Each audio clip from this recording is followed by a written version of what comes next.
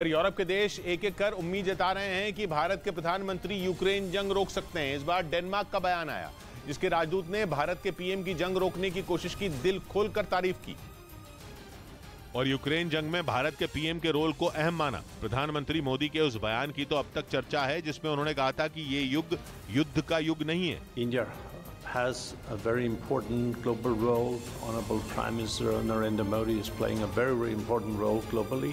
एक दिन पहले ही यूरोपियन यूनियन के राजदूत ने भी कुछ ऐसा ही बयान दिया था। यानी यूरोप जानता है कि पीएम और पुतिन की दोस्ती में वो जादू है जो यूक्रेन को बचा सकता है, क्योंकि उज्बेकिस्तान में जब पीएम ने पुतिन से जंग पर बात की थी, उन्होंने खुद शांति की बात पर हामी भरी थी। यानी जो पुतिन जंग की बात होते ही बाइडेन जैसे नेता पर भड़क जाते हैं, उन्होंने मोदी की बात सुनी भी और समझी भी, क्योंकि पीएम ने जिस गहराई से ये बात की थी पुतिन को वो समझ आ गई थी, क्योंकि पीएम ने अपने बयान से पुतिन को बता दिया था कि जंग से किसी का फायदा नहीं और अगर कोई मसला बातचीत से सुलझ सकता है तो फिर तो किसी और रास्ते जाने की जरूरत ही नहीं। भारत में डेनमार्क के राजदूत पीएम की इन्हीं कोशिशों की वजह से उनके मुरीद बन गए। India already has done a lot to make its influence. मतलब डेनमार्क ने भी माना कि पीएम यूक्रेन जंग रोकने में अहम रोल निभा सकते हैं, क्योंकि जंग के दौरान पीएम ने बार बार कहा कि भारत जंग में नहीं शांति में भरोसा रखता है।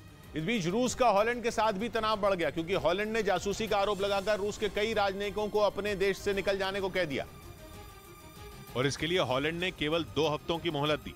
हॉलैंड ने एम्स्टर्डम में रूस के ट्रेड मिशन को भी बंद करवा दिया और रूस के शहर सेंट पीटर्सबर्ग में अपना कॉन्सुलेट भी बंद कर दिया। असल में दोनों देशों के बीच इस तनाव की शुरुआत यूक्रेन पर रूसी हमले के बाद ही हो गई थी, जब हॉलैंड ने रूस के 17 राजनयिकों को जासूसी के आरोप में देश से निकाल दिया था। फिर दोनों देश नए डिप्लोमेट तैनात करने पर राजी हुए, लेकिन रूस पर आरोप है कि उसने वीजा ही मुहैया नहीं करवाया। इसी से नाराज हॉलैंड ने एक बार फिर रूसी डिप्लोमेट को बाहर जाने का फरमान सुना दिया, लेकिन रूस ने भी कह दिया कि उसके इस कदम का सही जवाब दिया जाएगा। उधर कैरिबियाई देश क्यूबा के जंगलों में लगी आग हर गुजरते दिन के साथ तेजी से फैलती जा रही है, जिसकी वजह से करीब 600 लोग बेघर हो गए, क्योंकि क्यूबा के जंगलों में लगी आग उसके ओल्गिन प्रांत के कई रिहायशी इलाकों के लिए खतरा बन गई। ऐसे में प्रशासन ने एहतियातन सैकड़ों लोगों को वहां से सुरक्षित जगह पहुंचाया। इस बीच वहां आग बुझाने का काम भी लगातार जारी है। जंगलों में लगी आग की वजह से वहां अब तक 150 हेक्टेयर से ज्यादा जमीन बर्बाद हो गई।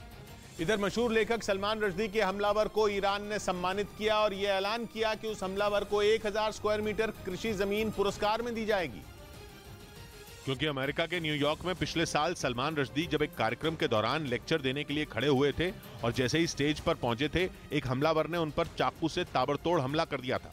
उस हमले का आरोप 24 साल के एक अमेरिकी नागरिक पर लगा था। इस हमले में सलमान रश्दी ने अपनी एक आंख खो दी और अब उनका एक हाथ भी ठीक तरीके से काम नहीं करता, जिस वजह से ईरान में खुमैनी के फतवों को लागू करने वाले फाउंडेशन के सचिव मोहम्मद इस्माइल जरई ने सलमान रश्दी के हमलावर को सम्मानित किया और उसे 1000 स्क्वायर मीटर कृषि जमीन देने का ऐलान कर दिया, क्योंकि ईरान के तब के सुप्रीम लीडर आयतुल्लाह खुमैनी ने सलमान रश्दी के नाम पर एक फतवा जारी किया था